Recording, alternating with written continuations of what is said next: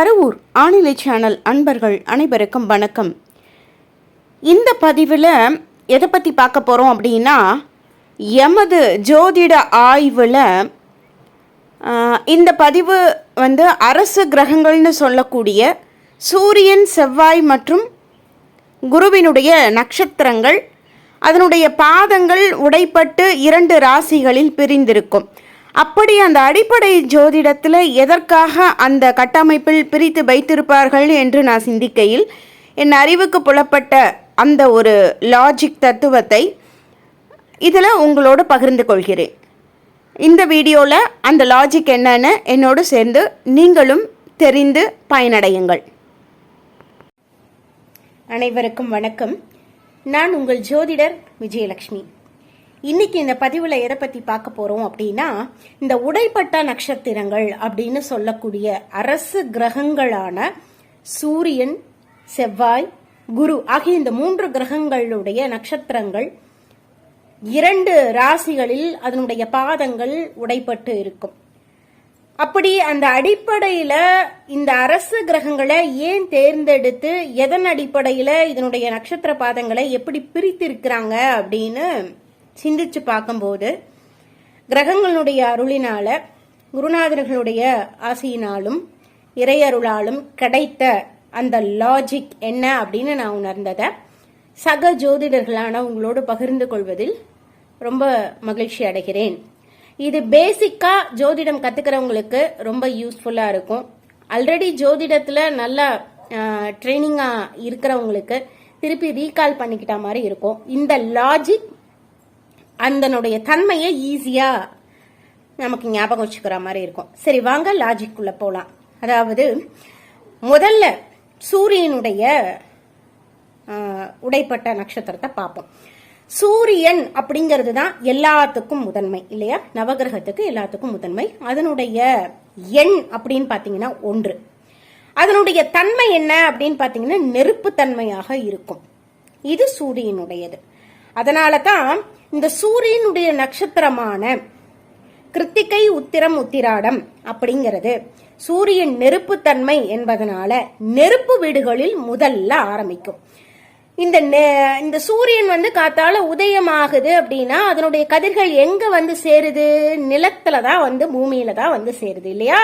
மேல சன்ரைஸ் ஆனிச்சுன்னா அதனுடைய நிலத்துல சேரும்.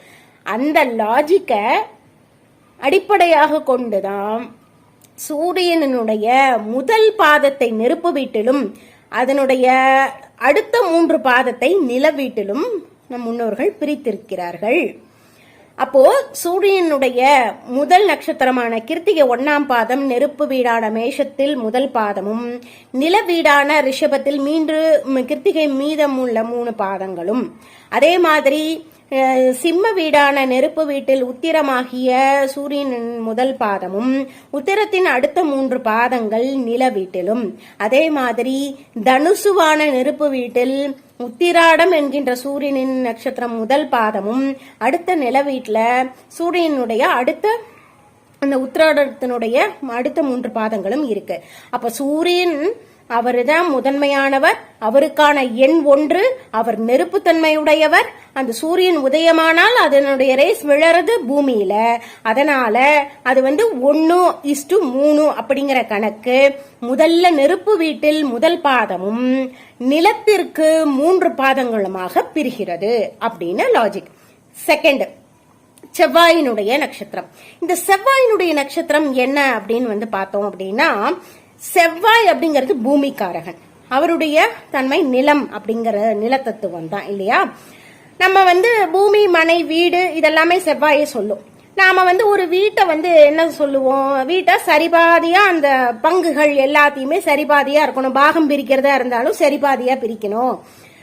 மனையினுடைய அளவு, நமக்கான அளவு சரியா இருக்கான்னு பார்க்கணும். அந்த அளவு சரியா இருக்கணும். இப்படி எல்லாம் நம்ம பார்ப்போம். அப்ப அளவை சரிபார்த்தல், சரி செய்தல், சமபாதியாக பிரித்தல் அப்படிங்கிறது லாஜிக்.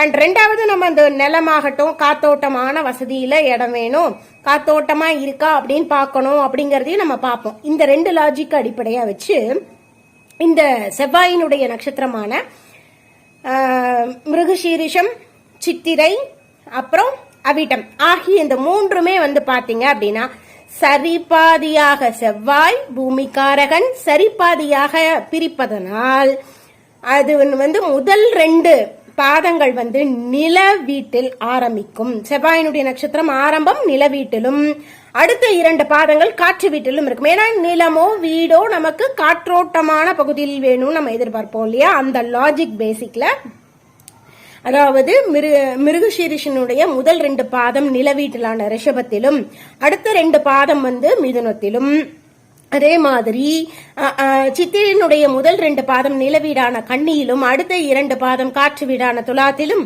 அடுத்து அவிட்டத்தினுடைய முதல் 2 பாதம் அது வந்து மகரத்திலும், நிலவீடுல இல்லையா அந்த மகரத்திலும், அடுத்த 2 பாதங்கள் அப்படின்னு வந்து பாத்தீங்க அப்படின்னா அது வந்து காற்று வீடான கும்பத்திலும். இந்த செவ்வாயினுடைய நட்சத்திரம் 2:2 அப்படின்னா அந்த 4 பாதத்தை சமபாதியாக பிரிப்பாங்க. நெக்ஸ்ட் லாஜிக் என்ன அப்படின்னா குருவினுடைய நட்சத்திரம். இந்த குருவினுடைய நட்சத்திரம் இன்னும் கொஞ்சம் சுவாரஸ்யமா இருக்கும். ஏன்னா இதனுடைய நம்மளுடைய அனாலிட்டிக்கல் சயின்ஸ் வந்து இதுல இருக்கு. அனாட்டமிக் சயின்ஸ் அப்படின்னு சொல்லுவோம். அனாட்டமிக் சயின்ஸ் என்ன அப்படின்னா நம்மளுடைய ரத்த ஓட்டம் அப்படிங்கிறது வந்து பிராணசக்தியினால இருக்கு.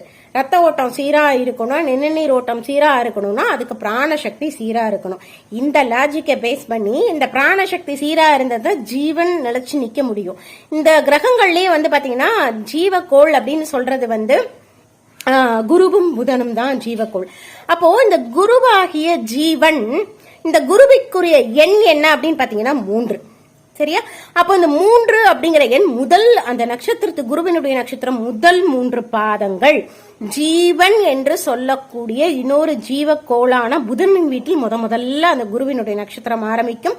அது காற்று ராசியில் 3 பாதமும் அந்த நீர் ராசியில் 4ஆம் பாதமும் இருக்கும். ஏன்னா இந்த ஜீவன் சரியாக பிராணசக்தி உடலில் பாய்ந்தால்தான் அந்த ரத்த ஓட்டமும் சரி நிணநீர் ஓட்டமும் சரி சீராக இருக்கும். அப்போ அந்த லாஜிக்க விளக்குற மாதிரி அந்த அனாட்டமிக் சயின்ஸை வந்து அடிப்படையா வச்சுதான் குருவினுடைய வீடு, அந்த குருவினுடைய நட்சத்திரம் 3:1. ஏன்னா குருவினுடைய எண்ணும் 3, அதனால 3:1 அப்படிங்கிற காம்பினேஷன்ல குருவினுடைய முதல் நட்சத்திரமான புனர்பூசம், அடுத்த அந்த ஜீவக்கோளான புதன் வீடான மிதுனத்தில் முதல் 3 பாதமும், 4ஆம் பாதமான புனர்பூசம் வந்து நீர்வீடான கடகத்திலும் இருக்கிறது.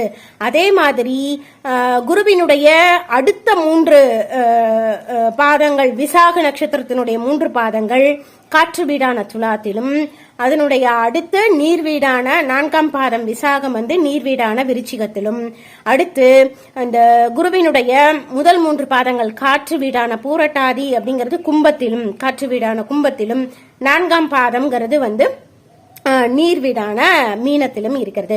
சோ இந்த லாஜிக் வந்து இந்த அடிப்படை இந்த கோட்பாடை கொண்டுதான் நம் முன்னோர்கள் சூரியனை வந்து சூரியன் முதல் தலைமை கிரகம், அதனால 1:3.